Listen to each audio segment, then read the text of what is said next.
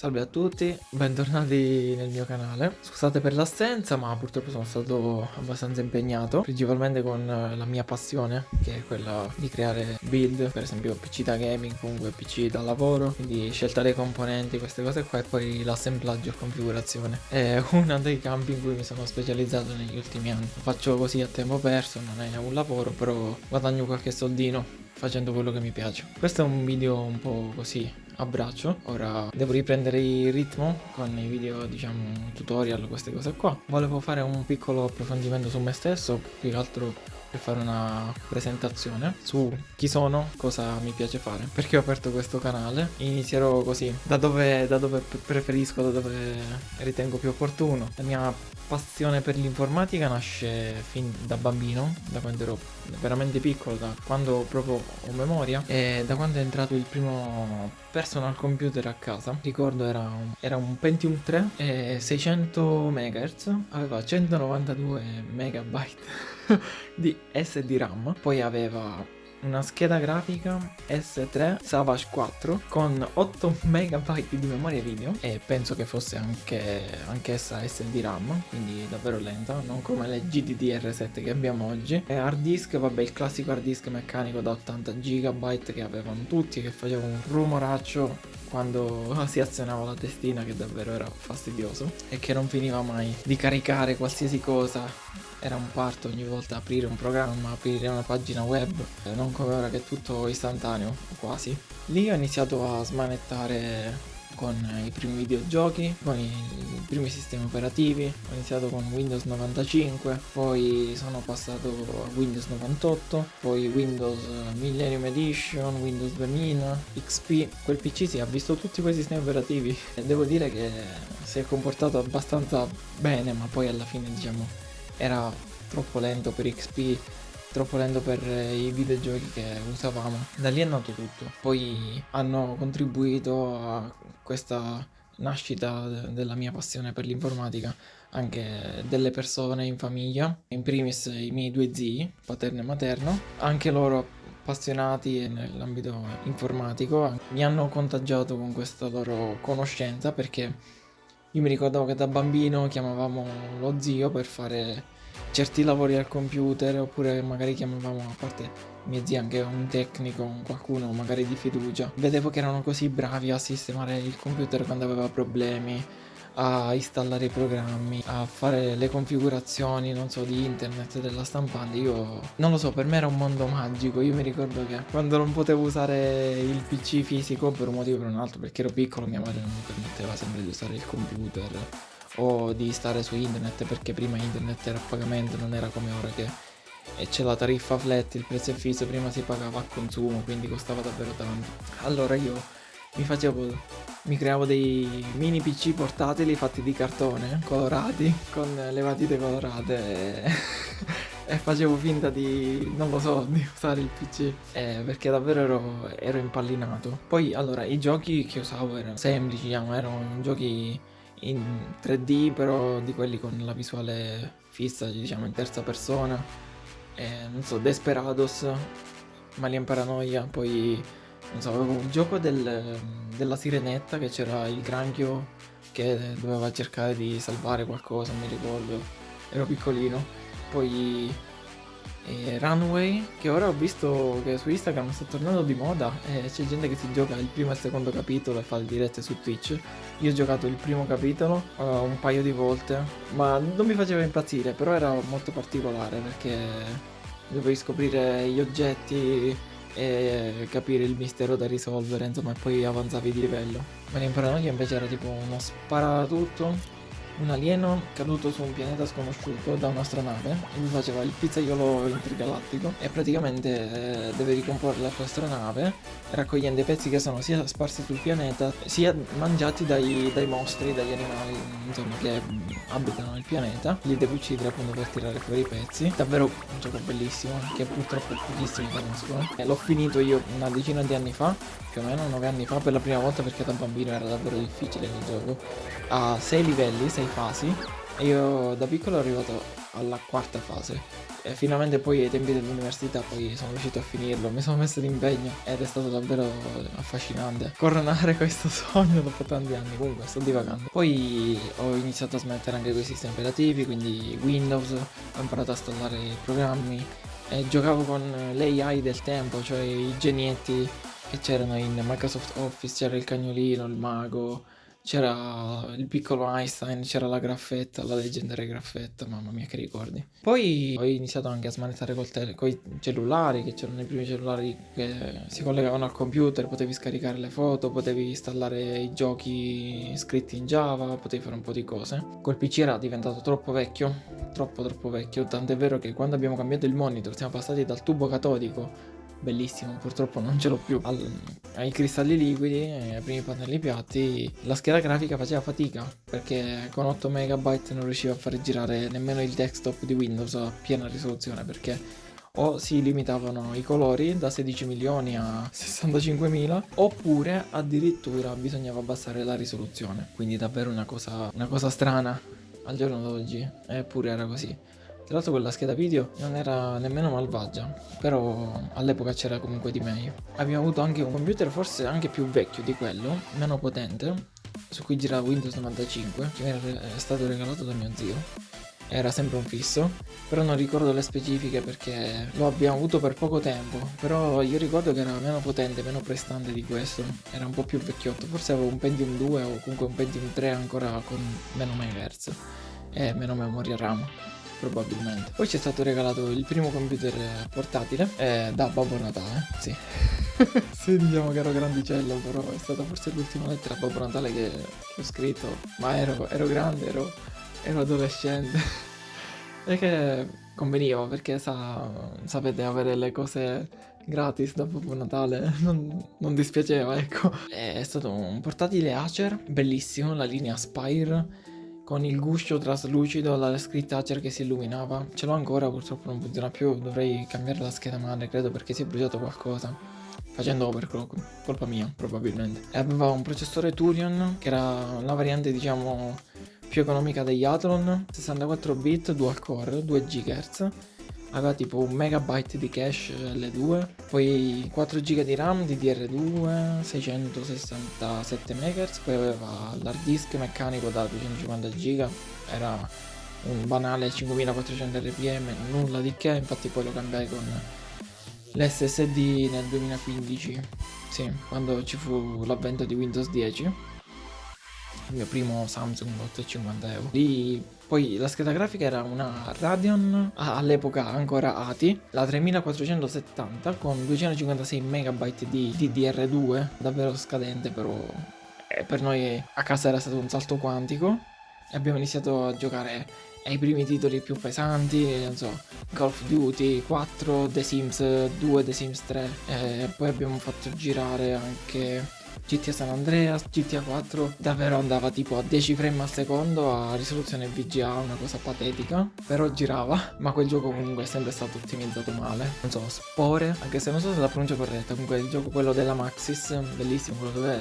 sei praticamente parti da cellula e diventi civiltà spaziale intergalattica, bellissimo quel gioco. Abbiamo giocato tanti titoli, Serious Sam, i primi Serious Sam, First Encounter, Second Encounter, Serious Sam 2, ovvero è stato il primo PC che ci ha permesso di fare gaming di un certo livello.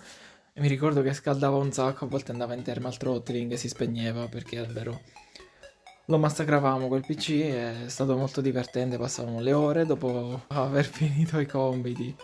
Bello, bei tempi. Ho iniziato a smanettare ancora di più perché poi con quel PC ho imparato a usare Linux, avevo iniziato a usare le prime distro, Ubuntu, poi avevo usato le varie varianti di Ubuntu, Arch Linux, insomma ci ho fatto un sacco di esperimenti, ho iniziato a fare il dual boot, ho iniziato a formattarlo io da solo, quindi Windows 10 è riuscito a installarlo per la prima volta senza l'aiuto del tecnico, dell'amico. È stato davvero un PC che mi ha fatto sperimentare un sacco di roba. Il primo overclock sulla scheda grafica per giocare a Skyrim a dettagli alti, cosa che era quasi impossibile su quel PC. Insomma, è stato un PC che mi ha regalato tante emozioni, tante soddisfazioni. Aveva pure la doppia cassa e il subwoofer, cosa che ormai non si vede più praticamente, e all'epoca invece era una roba abbastanza diffusa per i portatili con un 5.1, il subwoofer dedicato, era una cosa proprio che Erano più tamarri i PC adesso sono molto banali, sono tutti uguali, o davvero poca differenza. Erano altri tempi, sì. All'epoca il PC proprio,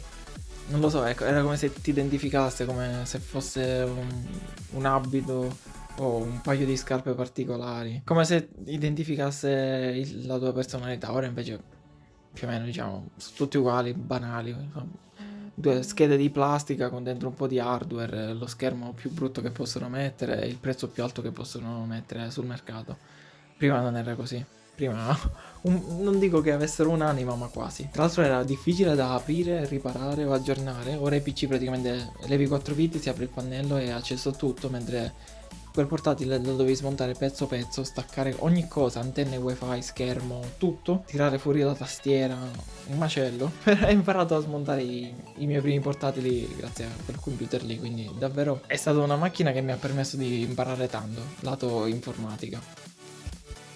Ho imparato a cambiare la pasta termica, a pulire i dissipatori dalla polvere, a fare attenzione quando si stringono le viti, insomma, tante cose. Poi ci è stato regalato a casa un altro computer portatile, no, un portatile, era un fisso, abbastanza cazzuto, in origine era un Athlon dual core da 3 GHz, il mitico 6000 più o 6000 plus, insomma, che dir si voglia. Poi aveva 4 GB di RAM, solo che all'epoca quando è stato comprato ci girava Windows XP 32 bit, la versione ICE che era tamarrissima, bella, ed era riuscito a supportare massimo 3 GB, un hard disk da 320 GB e aveva uno Crossfire di ATI Radeon X 1600 da 512 MB ognuna. Era davvero strapotente quel PC, non era top di gamma però rispetto a quelli che abbiamo avuto. Peccato che una scheda grafica si è bruciata in un blackout che c'è stato e quindi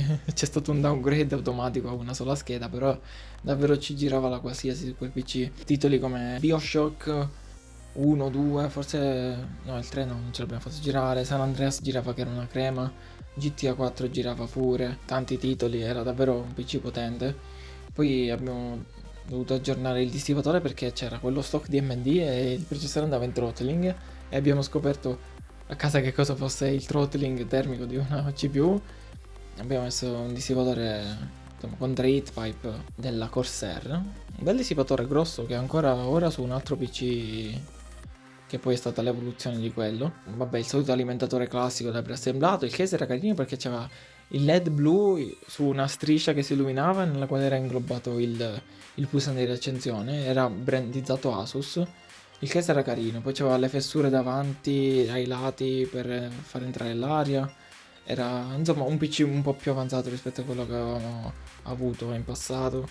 E la scheda madre era pure una bella scheda madre, se non ricordo era un Asus. E lì poi mi sono appassionato a creare build, a sostituire pezzi perché praticamente poi abbiamo aggiornato la scheda grafica, siamo passati a una 5750 Asus che aveva la forma del dissipatore simile a quella di una macchina da Formula 1, bellissima. Con, se non sbaglio, aveva 1 giga di GDDR5. Poi abbiamo cambiato appunto il dissipatore. Poi diciamo che all'avvento di GTA 5 abbiamo dovuto cambiare il processore perché non ce la faceva più. Siamo passati a cambiare blocco, scheda madre, CPU e RAM. Siamo passati a una APU di AMD, la 7850K, che era la top di gamma all'epoca, della serie Cavalry, bellissima. Aveva la scheda grafica integrata che in teoria sarebbe dovuta andare in Crossfire con quella esterna, con quella dedicata, però purtroppo no, perché sbagliai, praticamente AMD fece una bastardata perché solo la serie nuova, le serie R5 200, perché solo la 250 e la 260 andavano praticamente in Crossfire, poi tutte le altre schede, anche se avevano praticamente quasi la stessa architettura, invece no. Poi la RAM all'epoca era la DDR3, sì. All'inizio presimo... Oddio, non mi ricordo il tempo verbale. Comunque abbiamo preso una RAM che era una DDR3, bella cazzuta, era una 2400 MHz, banco singolo da 8 GB, che però poi è stato sostituito con un doppio banco a 1600 MHz, le mitiche Crucial Ballistics, che ora purtroppo ce le sogniamo, perché Crucial ha chiuso ha chiuso baracca e burattini, quindi peccato. E siamo passati a 16 GB e quel PC davvero è diventato molto potente, un passo avanti rispetto a prima. All'epoca c'era Intel ovviamente che faceva processori più potenti, però diciamo che il budget era quello che era, quindi giustamente. Però l'upgrade c'è stato comunque, il salto di potenza c'è stato. Poi c'è stato l'upgrade di nuovo della scheda video a una GTX 970 di Nvidia, una tripentola gigabyte bella, con il LED WindForce che si illuminava di blu, e davvero quel PC ha preso il volo, cioè, anche se il processore ora era un po' un collo di bottiglia, perché la scheda video era davvero potente. Però giocando a 1440x900 diciamo che non c'era bisogno di tutta questa potenza anche la tua scheda video, infatti i giochi andavano tutti fluidissimi, cioè si riusciva a giocare a quasi a qualsiasi titolo. Finito il discorso hardware, computer, ora comunque un computer diverso, un'altra configurazione più potente. Ora PC che ho preso i pezzi usati da eBay, però scheda video aggiornata perché quella lì si è bruciata per colpa mia, che ho fatto danno. È un AMD 3600X e il dissipatore Thermalright, il Peerless Assassin bianco con tripla ventola, perché ho aggiunto la TLK12 che è fighissima, del Phantom Spirit, che si illumina, è davvero bella, oltre che silenziosissima. Quelle originali sono un po' rumorose però, purtroppo, però pazienza. Poi 32 GB di RAM, Crucial, se non sbaglio sono sempre le Ballistics, sì, le DDR4, 3600 CL16, scheda video la GTX 1080 di MSI, le bellissime, le Gaming X, davvero bella. Io ho sempre sognato di avere una scheda come questa e finalmente ce l'ho avuta, però diciamo che non era nei piani perché avevo ancora la vecchia 970. Scheda madre è la Steel Legend, la B550M di ASRock, niente male, non è la migliore perché era come micro ATX, c'era la MSI Mortar che regge qualsiasi processore praticamente della serie, fino alla serie 5000 di AMD. Questo è un gradino sotto, però è davvero tanta roba, è bella, questa c'ha i LED, quella non ha, insomma ha i suoi vantaggi, è davvero carino. Poi vabbè, l'alimentatore pure ho usato, l'ho preso da un altro PC che abbiamo avuto a casa. Un ottimo, lo Sharkun Silent Storm Cool Zero da 650 watt, full modulare, davvero un bellissimo alimentatore, che regge la qualsiasi, cioè regge anche oltre il suo carico nominale. Il case della E-Tech è l'E-Tech Epsilon versione 1, carino con tante ventole, i filtri, il pannellino in vetro temperato. Il telecomando addirittura per accendere e spegnere il LED delle ventole e controllare la velocità, è davvero carino, l'ho preso nuovo questo. Insomma è un po' un Frankenstein, però devo dire che funziona. L'SSD NVMe, il Samsung, il 980 Pro preso sempre da eBay, 500 GB, e poi due SSD in RAID dove ho installato Linux, Arch Linux con il RAID via software, perché quello diciamo col driver della scheda madre non funziona, come avevo detto in un video precedente. C'ho il dual boot però su dischi diversi. Poi ho visto PC più potenti a casa ma che non sono miei, questo è il mio personale, e riesco a montare anche i video in 4K senza troppi problemi su Linux ovviamente. Ora vorrei imparare a usare anche, oltre a Shotcut ho iniziato a smanettare con DaVinci Resolve, però devo capire un po' come funziona perché è più complesso, molto più complesso rispetto a Shotcut. Però diciamo che ci prenderò la mano, vediamo. Per quanto riguarda il software, diciamo io ho iniziato con Windows, come tutti penso, perché a casa c'era sempre Windows, tranne quelli più grandi di me che hanno iniziato con magari il Commodore o l'Atari o l'Amiga.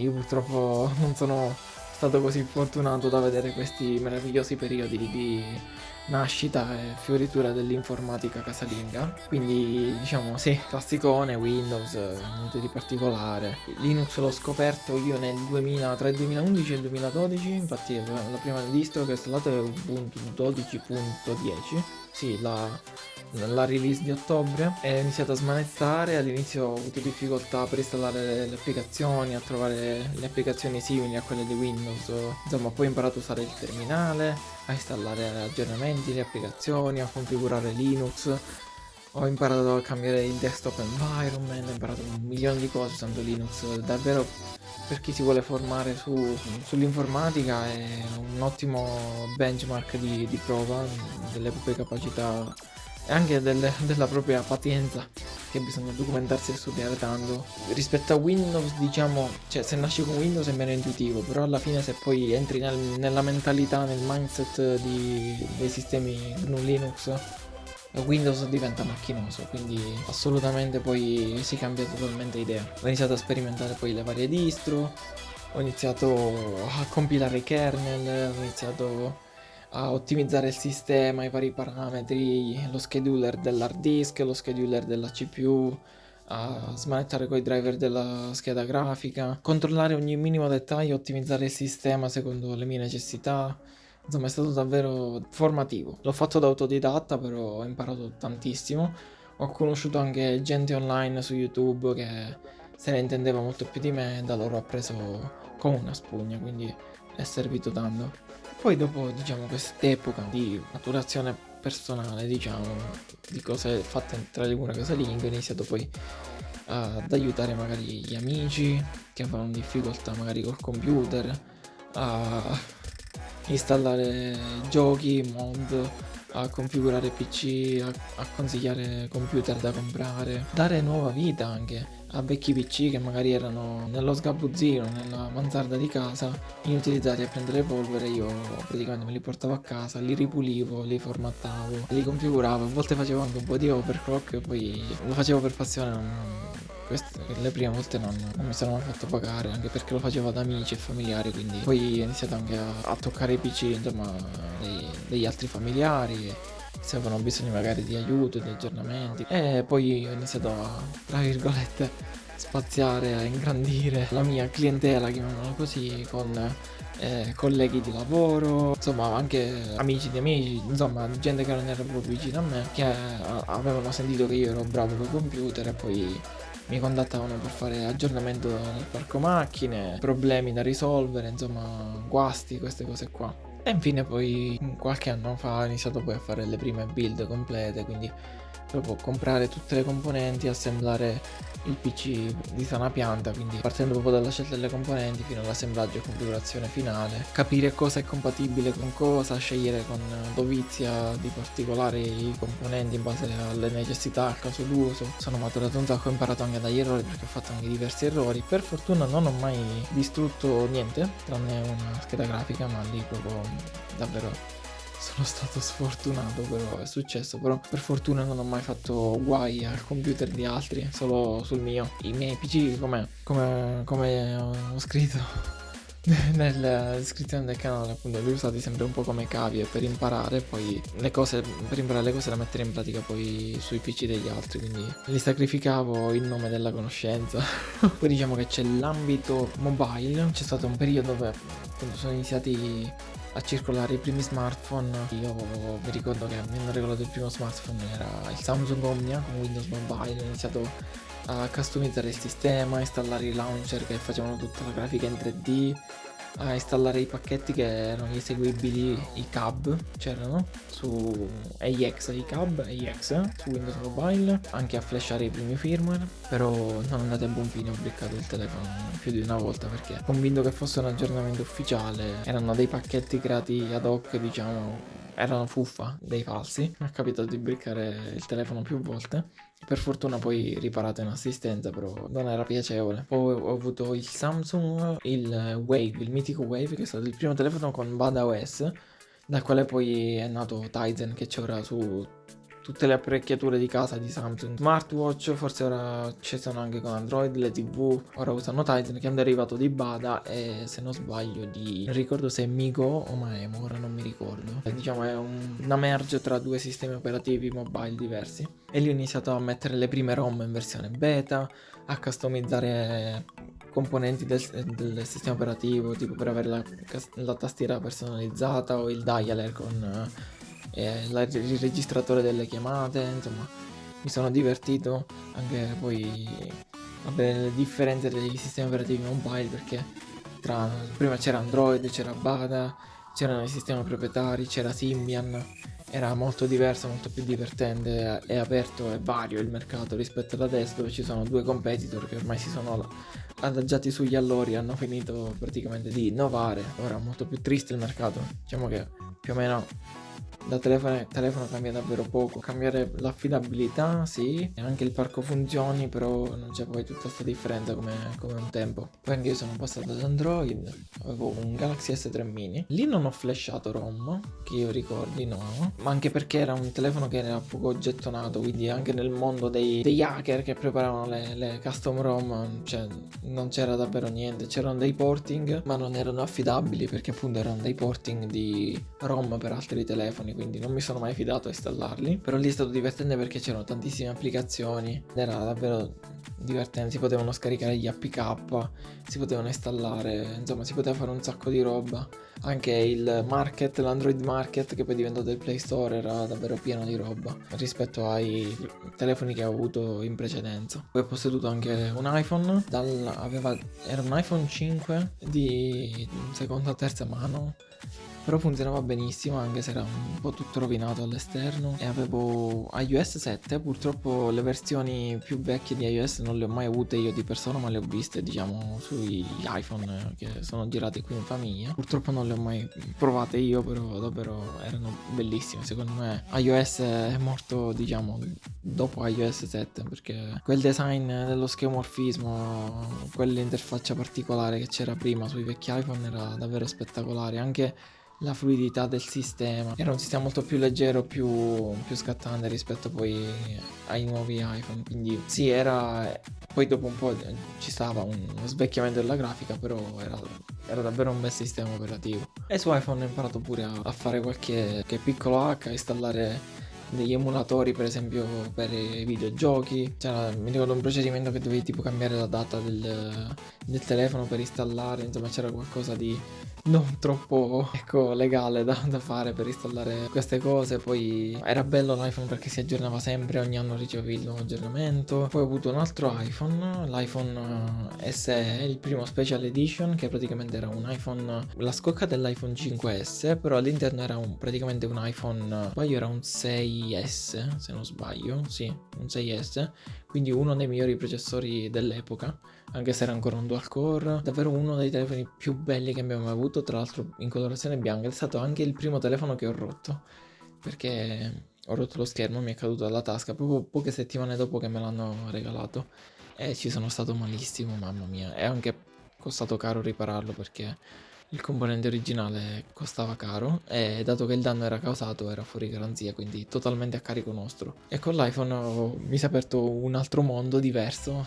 Poi era un telefono molto piccolo, leggero, mi ricordo che me lo portavo a correre in mano e avevo pure le cuffie col filo collegate ed era comodissimo perché non lo sentivi, era leggerissimo ed era davvero facile da portare in giro. Ora invece per andare a correre mi serve la fascia con il telefono che ho adesso perché è una mattonella, quindi tutt'altra cosa. E comunque rispetto all'Android è stato un salto quantico in qualità delle applicazioni e stabilità del sistema, perché io ricordo che l'S3 mini crashava sempre, si bloccava, si frizzava, aveva rallentamenti, mentre l'iPhone andava benissimo. Però poi quando sono passato ad HTC, la marca dei miei sogni, ho sempre sognato di avere un telefono HTC, praticamente poi Android era molto maturato, io avevo la versione Android 7 se non sbaglio, e praticamente se la giocava, non dico ad armi pari, ma quasi con iOS, per stabilità e qualità del sistema. E davvero non mi è mancato l'iPhone, non più di tanto, non mi è mancato nemmeno usare iTunes per scaricare le foto al computer e per mettere le canzoni nel telefono, perché davvero era odiosissimo da usare. Quindi sì, con Android, diciamo che Android dopo la versione Lollipop, la versione 5 è maturata molto, ma davvero molto. Qui sono sempre stato a contatto con i cellulari, sono sempre impazzito per il nuovo modello, perché praticamente l'attività di famiglia comprendeva anche la vendita dei cellulari, quindi io sono sempre stato a contatto con i computer fissi, portatili, i televisori, con tutto quello che era tecnologia elettronica, e mi sono appassionato per forza di cose a questo mondo. Mi ricordo ancora quando è uscito il primo iPhone di metallo e vetro, il mitico iPhone 4. Praticamente la prima volta che l'ho preso in mano, me lo ricordo, non me lo scorderò mai quel momento, e sono impazzito perché era proprio un lingottino, tutto compatto, bellissimo, sbrilluccicoso, davvero design. Per l'epoca era all'avanguardia, non c'era nessun telefono che si avvicinava alla bellezza dell'iPhone tranne gli HTC, che purtroppo non erano gettonati, almeno qua da noi in Italia, poco pubblicizzati, ed è poi anche un motivo per il quale poi l'azienda è fallita, ha chiuso il business degli smartphone. Però davvero c'erano certi modelli come per esempio il Desire o l'HD2 che erano davvero dei gioiellini, che io l'HD2 l'ho provato di persona, era con Windows Mobile 6.5, la TouchFlow 3D, era davvero uno dei telefoni più belli che abbia mai visto. E adesso poi dopo un po' di anni avevano fatto le custom ROM di Android, davvero un telefono che la comunità ha amato e che tuttora è ricordato da chi era appassionato di telefonia come me, dove c'erano i Nokia, belli i Nokia con Symbian, il 5800, il 5230,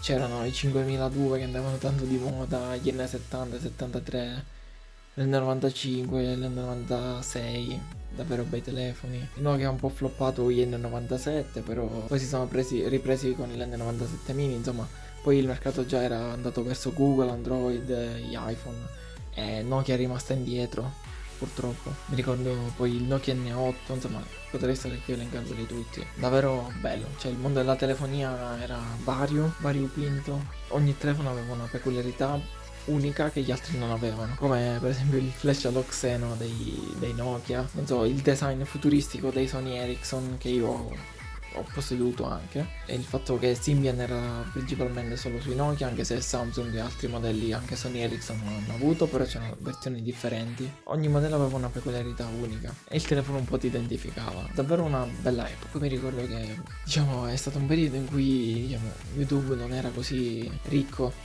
è variegato come oggi, quindi praticamente io ricordo che mi documentavo tramite le riviste, quindi le riviste di telefonia, c'erano le riviste anche di informatica, PC professionale, Linux Pro, c'era telefonino.net, c'erano anche altre riviste che ora non mi ricordo il nome, Computer Build, ne ho avute diverse, ad alcune facevo pure gli abbonamenti annuali. E da lì ho imparato tantissimo perché c'erano le recensioni delle componenti hardware, c'erano le recensioni software, c'erano le guide, i tutorial, c'erano le comparative tra prodotti diversi, fotocamere, computer, smartphone, un po' di tutto. E poi c'erano anche molti articoli per quanto riguarda le problematiche dei computer, eccetera. Quindi anche da lì ho imparato molto su come diagnosticare i problemi al mio computer e poi ai computer delle altre persone. Poi con l'avvento di YouTube tutto è diventato più facile, più veloce, liquido, un po' come la musica di oggi, e con lo smartphone anche dal computer si poteva accedere a una libreria vastissima di contenuti su YouTube, pagine web. Ho iniziato a frequentare Tom's Hardware, Hardware Upgrade, pagina YouTube, il mitico Andrea Galeazzi. Vabbè, Galeazzi l'ho iniziato a seguire tanti anni fa, anche prima, nel lontano 2007 se non ricordo male. Mi ha fatto conoscere un mio amico, un compagno di scuola che doveva comprarsi il telefono nuovo, e mi ricordo che lui praticamente spaccava il telefono per avere il telefono nuovo e spaccava il vecchio così convinceva il padre a comprare il telefono nuovo, una cosa orrenda. Per me che ero appassionato, per me di quei telefoni avevano un'anima, e lui faceva così, e quindi lui mi fa: andiamo su questo sito, qua ci sono le recensioni, voglio vedere se il telefono che voglio che compro insomma è buono. E mi ha fatto conoscere il mitico Andrea Galeazzi quando ancora era su telefonino.net, e io poi da lì non ho mai smesso più di seguirlo, anche se ormai ora ho poco tempo per seguire le recensioni, però tuttora ogni tanto le recensioni quelle principali dei telefoni più famosi o magari qualche cosa di particolare me la guardo. Non ho più smesso di seguirlo. Poi con l'avvento di internet, la diffusione delle connessioni veloci, poi ho abbandonato le riviste purtroppo, però ora ho scoperto che addirittura alcune non le fanno più, come PC professionale. Ho visto che non ci sono più nuovi numeri da forse un anno, ed è un peccato, però purtroppo ormai diciamo che il media elettronico fruibile da smartphone o da computer è quello che va per la maggiore.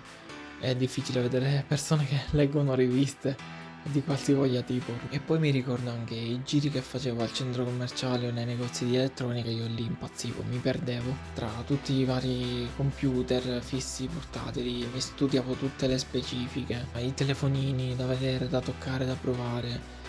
davvero era affascinante. Io ogni volta che mi portavano in un centro commerciale, il primo punto vendita che andavo a cercare era quello di elettronica. Era proprio automatica la cosa e ci passavo le ore. Provavo i Mac, gli iPhone, perché io poi non avendoli mai posseduti quando ero piccolino ero affascinato perché erano totalmente diversi. Tutti questi dispositivi così strani, spaziali, con questo design minimale, erano davvero affascinanti. Poi provandoli, diciamo che quando ho iniziato ad averli a casa, sia perché giravano in famiglia, sia perché poi me li portavano da riparare, li ho iniziato un po' a, diciamo, non dico a disprezzare, però li ho trovati banali perché non c'era davvero niente di particolare rispetto agli altri. Non erano così sovrumani come facevano credere le pubblicità online, TV. Non c'era niente di speciale, erano dei computer un po' diversi, però sì, belli, davvero belli, molto più belli diciamo dei classici PC, però alla fine diciamo niente di particolare. Non mi troverei mai a usarli perché non mi piace il sistema operativo, non mi piace come funziona, non mi piacciono tante cose, però diciamo che sono delle macchine. Poi oggi sono migliorato un sacco perché prima c'erano i processori Intel, scaldavano, davano più problemi rispetto ad adesso, ora invece con i processori Apple Silicon davvero sono delle macchine tutto fare, cioè ormai ci si può videogiocare, si può editare un video, si può studiare, si può fare tutto senza che il PC scaldi troppo, che sia troppo rumoroso, e inoltre essendo perfettamente integrati hardware e software, un po' come lo era l'iPhone all'inizio, davvero hanno fatto un balzo in avanti, perché prima davano qualche problema di troppo, specialmente anche a causa dei surriscaldamenti. Poi volevo fare una piccola parentesi nostalgica per la connessione. Io non ricordo di aver avuto un modem 56k, non ricordo, non ne sono sicuro, però mi ricordo che prima per collegarsi a internet era un po' un mezzo parto perché dovevi staccare il telefono perché sennò ti rovinava la connessione, dovevi collegare il cavo, cioè io mi ricordo che collegavo il cavo dal modem al doppino dove c'era il telefono, anche la velocità era molto limitata per caricare una pagina, anche se le pagine ovviamente erano molto più semplici, quindi era molto più facile caricarle, però la velocità era un lusso che non esisteva all'epoca. Poi è arrivata a casa la prima connessione a tariffa flat che aveva il prezzo fisso perché prima erano a consumo, poi è arrivata la fibra, poi insomma le FWA, sono arrivate un sacco di connessioni, la connessione cellulare perché prima si mandavano gli SMS, non esisteva WhatsApp, poi mi ricordo, insomma, le prime volte che ho iniziato a usare WhatsApp, i gruppi degli amici, i primi, cioè, all'epoca proprio si chattava, io mi ricordo proprio per il piacere di chattare, non è come ora che se mi mandano un messaggio magari mi infastidisco, ma prima era proprio divertente, stavamo le ore a chattare fino a tarda notte, ci mandavamo le emoticons, le immagini, messaggi audio stupidi, era davvero divertente, cioè, prima con gli SMS eri molto più limitato con gli SMS. Sono cambiate molte cose poi con l'avvento di WhatsApp e Telegram. E poi le prime tariffe che c'erano sui telefoni erano di pochi giga, 1, 2, 3 giga. Poi ormai siamo passati a centinaia di giga. La velocità è aumentata un sacco perché si è passato dal 3G al 4G Plus al 5G. Sono cambiate davvero tante cose. Prima invece c'era il classico SMS scritto in una lingua strana, che era la lingua degli SMS con tutte le parole abbreviate, storpiate. Era particolare. Il T9, il passaggio poi dal T9 all'AQWERTY, ai touchscreen. Quanti ricordi? Chiudo qui, insomma, questo discorso. Era un po' un video un po' nostalgico, un po' che volevo parlare un po' di cosa mi ha ispirato ad appassionarmi appunto all'informatica, alla tecnologia in generale, ai dispositivi elettronici, un po' così per farmi conoscere. Poi magari, non so, porterò un video magari più dettagliato dove parlo magari di qualche cosa in particolare. Era un po' un video così nostalgico perché ultimamente sono un po' nostalgico del mio passato, dei miei vecchi PC, dei vecchi telefoni. Forse anche questo mi ha ispirato a fare questo video. Quindi magari, non so, commentate qualcosa che vi rende particolarmente nostalgici, magari che so, un dispositivo elettronico, un qualcosa, un prodotto al quale vi siete affezionati, vi siete legati, non lo so, vi ha condizionato, vi ha ispirato magari ad appassionarvi a qualcosa in particolare. Sarebbe carino poi sapere se c'è qualche pazzo come me che insomma da una piccola cosa, da una piccola esperienza poi ha fatto il suo grande amore della vita e magari ha anche trovato un impiego, un lavoro che rispecchia proprio questa passione, che è una cosa bellissima perché poi quando riesci a trovare un lavoro che rispecchia il tuo essere, davvero penso che sia il massimo, che valga davvero tantissimo. Quindi niente, per questo video è tutto, per questo piccolo sfogo nostalgico è tutto, ci vediamo poi nel prossimo video.